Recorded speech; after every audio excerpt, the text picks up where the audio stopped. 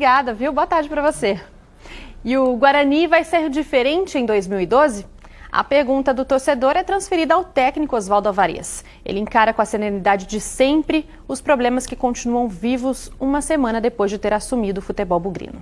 Nós sabemos disso, não é novidade mesmo. Tanto é que na entrevista coletiva, na minha apresentação, às vezes para algumas pessoas soma, já estão falando, já estão se desculpando, calma. Não, a gente fica dentro de uma realidade. Então, o nosso trabalho hoje, primeira coisa é não ficar remoendo uma coisa que nós, quando aceitamos, já sabíamos que seria assim.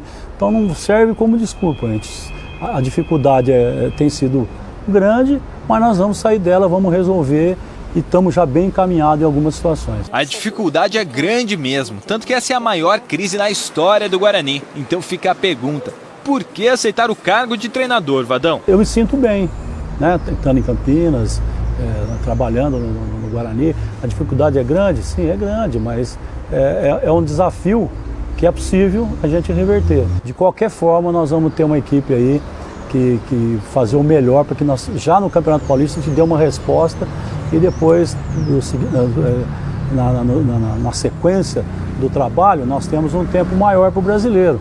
Começou o Paulista, tem mais 3 meses para ir ajeitando as coisas.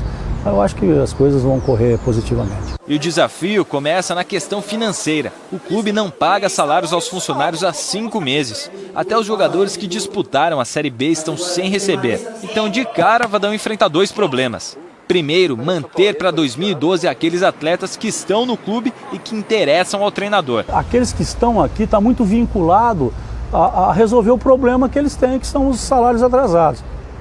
Então, tem uma boa parte de jogadores que ainda não tem contrato, que a gente gostaria que permanecesse. Está muito vinculado assim, a hora que acertar a gente volta a conversar. Segundo, conseguir a contratação de novos jogadores. Nós já estamos trabalhando, nós não vamos contratar 3, 4 jogadores, nós temos que contratar uma equipe toda para tentar juntar com aqueles que ficaram para fazer um elenco. Então hoje eu posso dizer que nós vamos ter que contratar aí, no mínimo uns 13, 14 jogadores aí no mínimo. Vadão, agora o Fabinho, que é um jogador ídolo da torcida, você pretende contar com ele? Antes de vir para cá, ele me ligou um dia, nós estávamos conversando, ele disse, seu nome está cogitado, você vai voltar? Eu falei, olha, tem possibilidade de eu voltar. Então o Fabinho, mesmo que eu não conversar com ele sabe que eu tenho interesse que ele fique. Isso aí é uma coisa que é um jogador que se identificou bem comigo, com o próprio Guarani, com a torcida. Vadão já se destacou por revelar jogadores.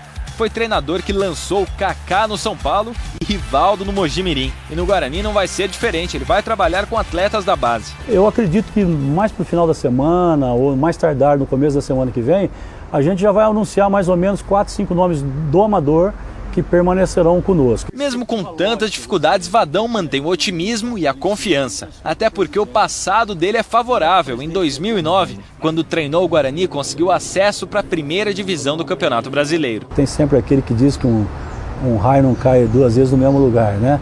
Mas a gente vê assim um horizonte brilhante aí para o Guarani. Então, reforçando, o Departamento de Futebol do Guarani quer renovar os contratos de Fabinho, Emerson, Leandro Carvalho e Renato até o final dessa semana.